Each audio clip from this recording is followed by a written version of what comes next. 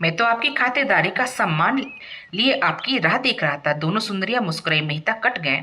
मिर्जा ने दोनों औरतों को वहां से चले जाने का आदेश दिया। मेहता को मनसत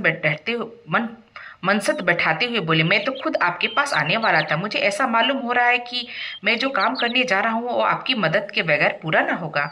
आप सिर्फ मेरी पीठ पर हाथ रख दीजिए और ललकारते हुए जाइए। हाँ मिर्जा, बढ़े चलो पट्टे। मेहता ने हंसकर कहा, आप जिस काम में हाथ लगाएंगे उसमें हम जैसे किताबी कीड़े की क्या जरूरत, जिसकी उम्र मुझसे ज्यादा है। दुनिया भी आपने मुझसे खूब अच्छे से देखी है। छोटे छोटे आदमियों पर आपका असर डाल सकने की जो शक्ति आप में है वो मुझ में कहाँ।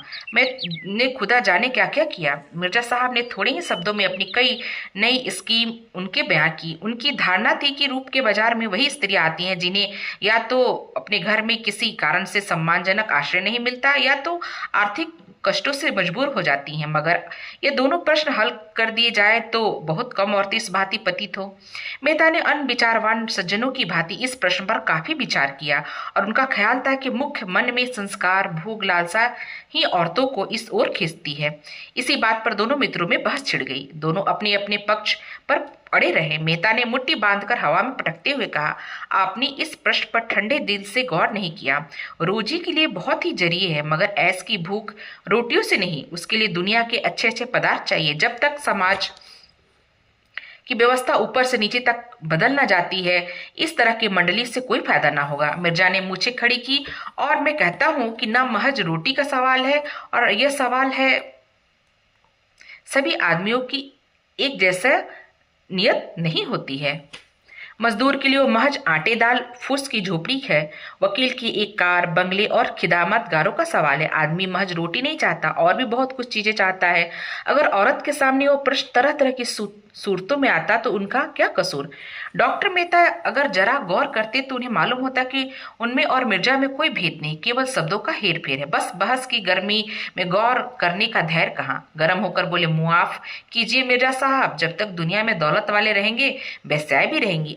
आपकी मंडली अगर सफल भी हो जाए, हालांकि मुझे उसमें बहुत संदेह है, तो आप 10-5 औरतों से ज्यादा कभी ना ले सकेंगे, और वो भी थोड़े के लिए, भी दिनों के लिए। सभी औरतों में नाट्य करने की शक्ति नहीं, उसी तरह जैसे सभी आदमी कभी नहीं हो सकते। ये भी मान ले कि बेशक आपकी मंडली में अस्थायी रूप से टिक जाएंगी तो बाजार में उनकी जगह खाली न रहेगी। जड़ पर जब कुल्हाड़े न चलेंगे, पत्तियां तोड़ेंगे तो कोई नतीजा नहीं। दौलत वाले कभी कभी ऐसे लोग निकल आते हैं जो सब कुछ त्याग कर भी खुदा की याद में जा बैठते हैं, मगर दौलत का राज्य बस्तूर कायम है, उसमें जरा भी कमजोरी नहीं आने वाली। मिर्जा को मेहता की हठधर्मी पर दुख हुआ। इतना पढ़ा लिखा विचारवान आदमी इस तरह की बातें कर रहा है। समाज की व्यवस्था क्या आसानी से बदली जाएगी? वो तो सदियों का मुआवला है।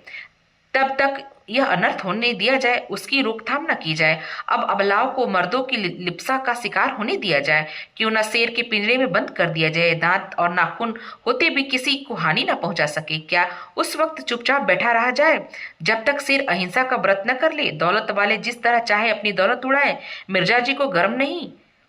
शराब में डूब जाए, कारों की माला गले में डाल ले, किले बनवाए, धर्मशालाएं मस्जिद खड़ी करे, उन्हें कोई परवाह नहीं।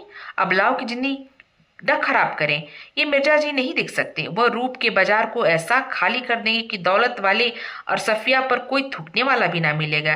क्या जिन दिनों शराब की दुकानें की पैकेटिंग होती थी, अच्छे अच्छे शराबी पानी पीकर दिल की आग नहीं बुझाते थे? मेहता ने हंसकर कहा, आपको मालूम होना चाहिए कि ऐसे मुल्क भी हैं जहां बेस्याएं नहीं, मगर अमीरों की दौलत वहां भी दिलचस्पियों के समान पैदा कर देती है। मिर्जा जी ने मेहता को जड़ता पर हंसे। जानता हूँ, मेहरबान, जानता हूँ, आपकी दुआ से दुनिया देख चुका हूं, मगर ये हिंदुस्तान है, यूरोप नहीं। इंसान का स्वभाव सारी दुनिया में एक सा है, मगर ये भी मालूम रहे कि हर एक कौम में एक ऐसी जाति है जिससे उसकी आत्मा कह सकते हैं असमत, हिंदुस्तानी तहजीब की आत्मा। अपने मुंह बिया मिट्टू ना बन लीजिए। दौलत की आप इतनी बुराई करते हैं, जिस फिर भी खन्ना की हिमायतें करते नहीं थकते। कहिएगा। मेहता का तेज विदा हो गया।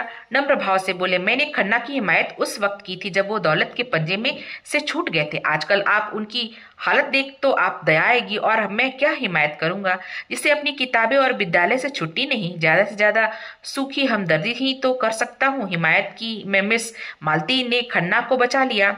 इंसान के दिल में गहराई में त्याग, कुर्बानी में कितनी ताकत छिपी होती है, इसका मुझे अब तजुर्बा हुआ। आज भी एक दिन खन्ना मिल जाए, फूला ना समाइएगा। इस वक्त उन्हें जिस चीज की सबसे जरूरत है वो है हमदर्दी। मिर्जा ने ऐसे अपनी इच्छा के विरुद्ध कहा, आप कहते हैं तो मैं जाऊंगा, आपके साथ जनमत जाने में मुझे हर्ज नहीं। मगर मिस मालती से तो आपकी शादी होने वाली थी, बड़ी गर्म खबर थी। मेहता ने झेपते हुए कहा, तपस्या कर रहा हूँ, देखिए कब वरदान मिले। अजी, वो तो आप पर मरती थी, मुझे भी वही वहम था, मगर अब मैंने हाथ बढ़ाकर उसे पकड़ना चाहा तो देखा वो आसमान पर जा बैठी। उस ऊंचाई तक मैं क्या पहुंचूंगा? आरजू, मिन्नत कर रहा हूँ कि नीचे आ जा। आजकल तो वो मुझसे बोलती भी नहीं। यह कहते हुए मेहता जोर से रोती हुई हंसी हंसे और उठ खड़े हुए। मिर्जा ने पूछा, अब फिर कब मुलाकात होगी? अब कि आपको तकलीफ देनी पड़ेगी। खन्ना के पास जाइए। जरूर जाऊंगा। मिर्जा ने खिड़की से मेहता को जाते देखा और चाल में वो तेजी न देखी, जैसे किसी चिंता में डूबे थे। डॉक्टर मेहता परीक्षक से परीक्षार्थी हो गए। मालती से दूर रहकर उन्हें ऐसा शंका होने लगा कि उन्हें खो न बैठे। कई महीनों से मालती उनके पास न आई थी और जब वो विकल होकर उनके घर गए तो मुलाकात न हुई। जिन दिनों रुद्रपाल और सरोज का प्रेम कांड चलता रहा, तब तो मालती उनकी सलाह लेने लेने प्राय 1-2 दिन में रोज आती थी।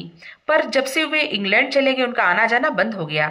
घर पर भी वो मुश्किल से मिलती। ऐसा मालूम होता कि वो उनसे बसती थी, जैसे बलपूर्वक उनके मन में अपने अपने आप को उनके मन से हटा लेना चाहती थी। मेहता जिस पुस्तक में इन दिनों लगे हुए थे वो आगे बढ़ने से इनकार कर रही थी, जैसे उनका मनोयोग लुप्त हो गया था। गृह प्रबंध में तो वो कभी कुशल न थे। सब मिलाकर 1,000 रुपए से अधिक महीने में कमा लेते, मगर बचत एक ढेले का भी ना। रोटी दाल खाने के सिवा और उनके हाथ कुछ न था। तकलुफ अगर कुछ ना हो तो उनकी कार थी, वो खुद ड्राइवर करते। कुछ रुपए किताबों में उड़ जाते, कुछ चंदों में, कुछ गरीब छात्रों की परवरिश में और कुछ बाग की सजावट में, जिन्हें उन्हें इश्क था।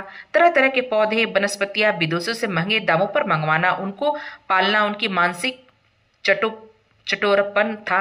उन्हें दिमागी अयासी कहें। इधर उधर कई महीनों से उस बगीचे की ओर भी वो कुछ विरक्त से हो गए और घर इंतजाम और बदतर हो गया। खाते 2 फुलके और खर्च हो जाते 100 के ऊपर। मेहता की अचकन पुरानी हो गई थी, मगर इसी पर उन्होंने कड़ाके का जड़ा काट दिया।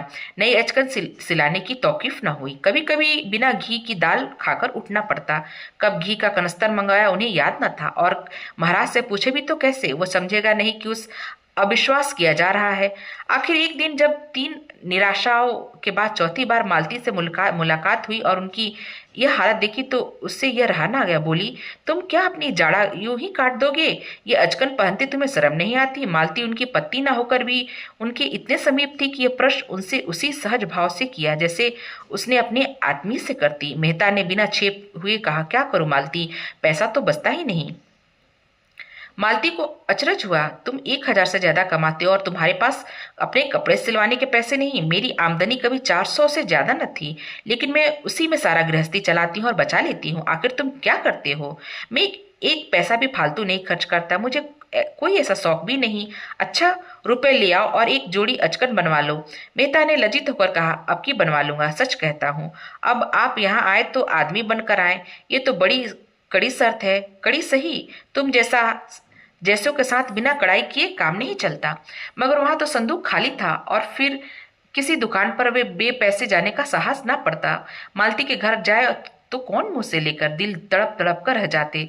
एक दिन नई विपत्ति आ पड़ी। इधर कई महीनों से मकान का किराया नहीं दिया था। 75 रुपए बहवार पड़ते जाते थे। मकानदार ने जब बहुत तकाजे करने पर भी रुपए वसूल न कर पाए तो नोटिस दे दी, मगर नोटिस रुपए गढ़ने का कोई जंतर तो नहीं। नोटिस की तारीख निकल गई, रुपए न पहुंचे। तब मकानदार ने मजबूर होकर नालिश कर दी। वो जानता था मेहता जी बड़े सज्जन परोपकारी पुरुष है, लेकिन इससे ज्यादा भलमनसी क्या कर सकता। 6 महीने सब्र किए बैठा रहा।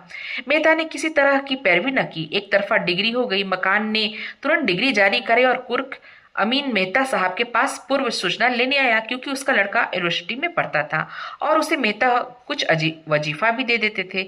से उस वक्त मालती भी बैठी थी। बोली, कैसी कुर्की, किस बात की? अमीन ने कहा, वही किराए की डिग्री हो गई है। मैंने कहा, हुजूर तो इतला दे दूं। 400-500 का मामला है, कौन सी बड़ी रकम है। 10 दिन में भी रुपए दे दीजिए तो कोई हर्ज नहीं। मैं महाजन को 10 दिन का तक उलझाए रहूंगा। जब अमीन चला गया तो मालती ने तिरस्कार भरे स्वर में पूछा, अब यहाँ तक की नौबत आ पहुंची। मुझे आश्चर्य होता है कि तुम इतने मोटे मोटे ग्रंथ कैसे लिखते हो। मकान का किराया 6-6 महीने से बाकी पड़ा है और तुम्हें खबर नहीं। मेहता लज्जा से सिर झुकाकर बोले, खबर क्यों नहीं, लेकिन रुपए बचते ही नहीं। मैंने एक पैसा भी व्यर्थ नहीं खर्च किया। कोई हिसाब किताब भी लिखते हो? हिसाब क्यों नहीं रखता, जो कुछ भी पाता वो सब दर्ज करता जाता हूँ। नहीं तो इनकम टैक्स वाले जिंदा ना छोड़े। और जो कुछ खर्च करते हो वो उसका तो कोई हिसाब नहीं रखता। क्यों? कौन लिखे, बोसा लगता है। और ये पौधे कैसे लिख डालते हो, ये पोथे कैसे लिख डालते हो? उसमें तो विशेष कुछ नहीं करना पड़ता, कलम लेकर बैठ जाता हूँ। हर वक्त खर्च का खाता तो खोल कर नहीं बैठता। 2 रुपए कैसे अदा करोगे? किसी से कर्ज ले लूंगा, तुम्हारे पास हो तो दे दो। मैं तो एक शर्त पर दे सकती हूँ, तुम्हारी आमदनी सब मेरे हाथों में है और खर्च भी मेरे हाथों से हो।